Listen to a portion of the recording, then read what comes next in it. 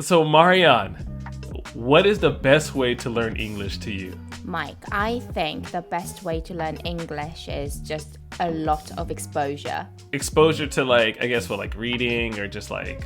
Yeah, people, environment. I think being surrounded in an environment where you have lots of English speaking, you have the opportunity to speak English. I completely agree with you. Like it definitely makes your English better. I think so. Obviously, this is a very, very basic answer. Just like, practice lots of English if you want to be good at English. But I think every individual has their own way of learning English. So, and obviously, if you just say, you just speak it, it's easier said than done, right? Right. So I think it's important for each one of the learners realize what is the best way to learn for them. Right. So if they engage best by watching, by like visuals, then watch more of your videos. or if they think they learn better by reading, read Harry Potter or something like that. Like, say that again. Harry Potter. And it sounds so correct. Just because you speak with a British accent, it's just like, Harry Potter. Yeah. I love it. Sorry. And maybe learn British English, maybe. Yeah. If you want to sound extra, I don't know, posh and correct. Incorrect. And correct. I mean, yeah. I guess, it's really good to be exposed to, like, even like reading and stuff like that. You get a lot of chance to see new vocabulary, new grammar as well, especially if you don't have the opportunity to talk to English speakers. You should definitely take advantage of reading in English. And I think a lot of people forget that. They think the only way to improve in speaking is to speak. But reading also is extremely important there too. But I understand for some people it might be difficult, but I think it's important to not compare yourself to another learner, or for example your friend. If your friend seems to be excelling and being really, really good at reading, really fast at reading, and you might not be, it's not because you are stupid or you are That's right. they are better than you or anything like that.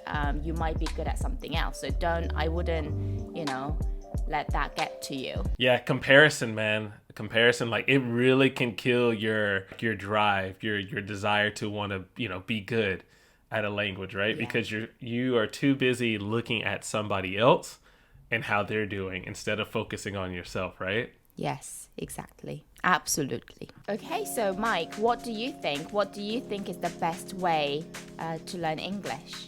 I honestly think that, and a lot of people don't do this, which I don't understand why. A lot of people don't actually use a notebook or some kind of way to record any new words or any new grammar that they learn. And that note-taking is extremely important. I talked to somebody here in Korea and I recommended this, and he said he just prefers to memorize the words. And sometimes memorizing those words you're gonna forget. And it's gonna get worse as you age. Exactly. And I'm just like, that's not a good way to learn English. Like, there is no way. And because I think about myself learning Korean and all those words that I run across, there's no way to remember most of what I learned, especially with a busy schedule and with work and life, that you're going to remember these random words that you run into. You have to really start note-taking, or else your language is not going to grow. It's impossible. I agree. So in that case, if we think these are two of the best ways to learn English, what do you think is the worst way to learn English? Like a way that if people do this, their language is going nowhere. Mm-hmm. So we already talked about it. Comparison, I think, is the worst. So, just focus on how you progress. even if it's like one word more than yesterday, it's something. And another advice I would give to anyone who would like to learn English is that do not be afraid of making mistakes. And I know, Mike, you stole my thunder. Yeah, perfectly. Yeah, I agree. Taken. Give it to me. Yes. Take it. I mean, you're absolutely right, because like making mistakes is so important. Kind of what I was thinking was like not to wait until your English is perfect. Like if you wait until your English is perfect, or any language you speak, I feel that it's too late.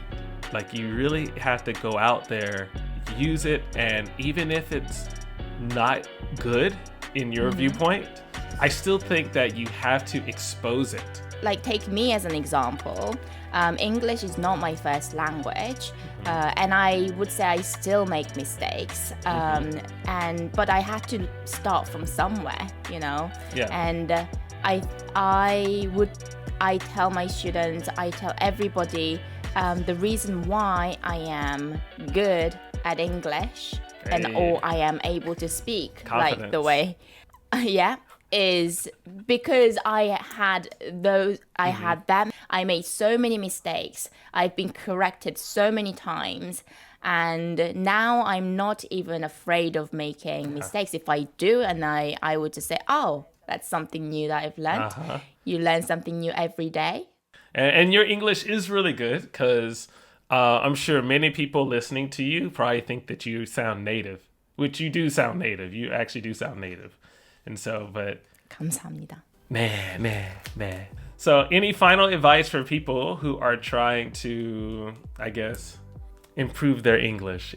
Any final thoughts? Yes. I mean, this is very, very cliche, but don't give up, you know? Just keep calm and carry on, and you'll get there. And sometimes it can really, really annoy you. So some days you're gonna wake up and be like, oh, I really don't want to study. Then just don't. Like, have fun. Maybe watch a movie, watch a film. Yeah, we say film, but I started saying movies. You know, you see, because I've been back in Korea and I have way more interaction with Americans now. I'm like, movies. Later. Lift. I still say left, but lift. Get on the lift. Yeah. But yeah, watch a movie, watch Friends, or you know, something that is enjoyable. I hate Friends. I love Friends. Don't Friends. you? I hate it. So lame. It's just, I mean, granted. I love Friends. No, it's Guys, just, unfollow Mike. He doesn't like Friends. Friends is it's just there's so much better TV out there than Friends. I know this has nothing to do with the topic, but there's so much better TV than Friends. I will stand by this. I'm sorry. Okay, so I mean, this is off topic, but what would you say is the best TV show? You like The Office? Do you like The Office? I think The Office is hilarious. I think The Office is probably one of the best TV shows that has come out in the last 50 years. Really? The American version or the British one? I'm sorry, but I have to say the American version. And the reason why, because Ricky Gervais, he is funny, but I feel that Steve Carell as Michael Scott is just amazing.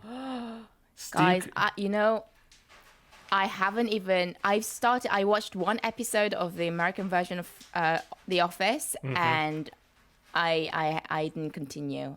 No! God, please, no! No! No! No! I stopped there. You missed out because I know even a lot of British folks who say like this is the one show the Americans got right is The Office. Okay. So maybe I'll start watching that today. Yeah, I might just maybe I'll give it another chance. Give it another shot. That's a good video. Give it another shot. Yeah. Give it another. We say a chance. I think we don't say shot in Britain. It's because much. We're American, so there's a lot of shots happening. Bang bang. So So, and my final advice is Yeah. Yes, Mike. What is your final advice? my final advice is some days your English is going to suck. It's going to be bad. And there's days where I can't speak any Korean, I can't understand anybody, and there are some days where I feel like I'm amazing. And so it happens, and that is just the way language is. So just because you have those days that are really bad doesn't mean that's where your language is. It doesn't mean that you're bad. It just means that is just the day at that moment.